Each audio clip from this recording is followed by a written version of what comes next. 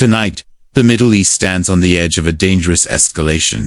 Military strikes, missile launches, and rising oil prices are shaking global markets, while world powers scramble to prevent a much larger conflict. Welcome to Global News Hub. Let's begin with the biggest story unfolding right now. New developments suggest that Iran's military infrastructure has suffered significant damage. Reports claim that parts of Iran's air and naval capabilities have been severely weakened, and its defense systems are under immense pressure. But despite this, Tehran is refusing to back down. Iranian officials say they are ready to continue the conflict and have no interest in negotiations with the United States, at least not under the current conditions. Meanwhile, US President Donald Trump has issued a stark warning about the global consequences if the Strait of Hormuz remains closed. The Strait of Hormuz is one of the most critical oil shipping routes in the world. Nearly one-third of global oil supply passes through this narrow waterway. According to Trump, shutting it down could cause massive economic losses worldwide. Sources say Washington is now pushing its allies to help secure the route and reopen shipping lanes. But there's a problem.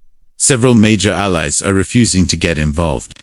Countries including France, Japan, Australia, and the United Kingdom have reportedly declined requests to join a coalition to protect the shipping corridor. British Prime Minister Keir Starmer made it clear that Britain is not ready to deploy warships into the conflict zone.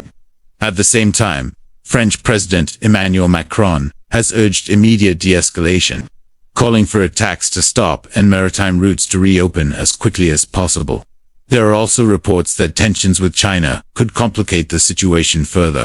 A possible meeting between Trump and Chinese President Xi Jinping could be delayed if Beijing continues to stay neutral in the conflict. Iran, however, is showing no signs of retreat.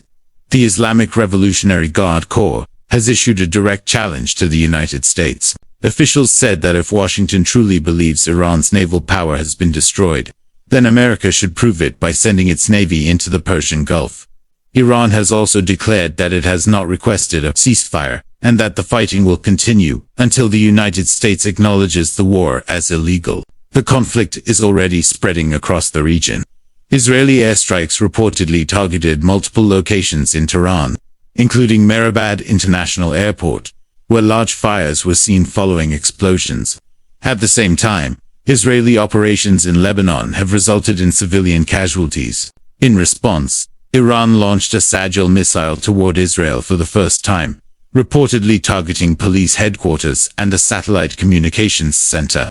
The attack caused widespread destruction and intensified fears of a larger regional war. Elsewhere, a drone strike targeted an oil tanker at Dubai International Airport, briefly disrupting flight operations before emergency teams managed to control the fire. Reports also suggest that Baghdad International Airport was targeted in another incident. Meanwhile, Saudi Arabia claims it successfully intercepted and destroyed 65 drones heading toward its territory. The economic impact of the crisis is already being felt across the world. Oil prices have surged dramatically. Brent crude has jumped to $106 per barrel, while U.S. crude oil has crossed $102. Markets are reacting with fear and uncertainty.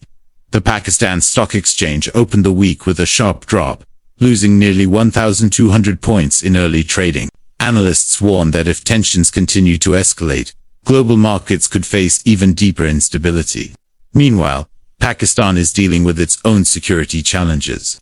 Cross-border shelling in Bajor reportedly targeted civilian areas, killing 4 brothers and injuring a 5-year-old child.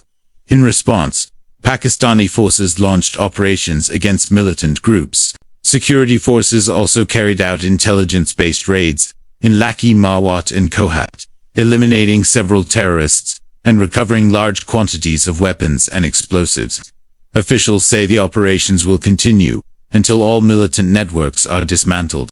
In economic news, the government has reassured citizens that Pakistan currently has sufficient food reserves, and authorities are monitoring supply chains to prevent shortages. Meanwhile, the federal government has announced 2 public holidays for Eid al-Fitr, creating a 4-day break for citizens. In transportation news, a passenger train traveling from Karachi to Rawalpindi derailed near Mehrabad, triggering a major rescue operation. Fortunately, emergency teams reached the site quickly, and relief efforts are still underway. Weather conditions are also shifting across the country. Rain has been reported in several cities, including Lahore, Islamabad, and Murree. Northern areas such as Gilgit and Azad Kashmir have experienced snowfall, covering mountain regions in fresh white snow. Meteorologists say the rain system could continue for the next 24 hours. And finally, in sports news, Pakistan has lost the ODI series against Bangladesh after an 11-run defeat in the third match. Despite a brilliant century by Salman Ali Uga, the team was unable to secure victory. The world is watching closely as tensions continue to rise across the Middle East. Will diplomacy prevail, or are we witnessing the beginning of a much larger global conflict? Only time will tell. For the latest updates, analysis, and breaking global developments, stay connected with Global News Hub. And if you found this report informative, make sure to subscribe and turn on notifications so you never miss the stories shaping our world. We'll see you in the next update.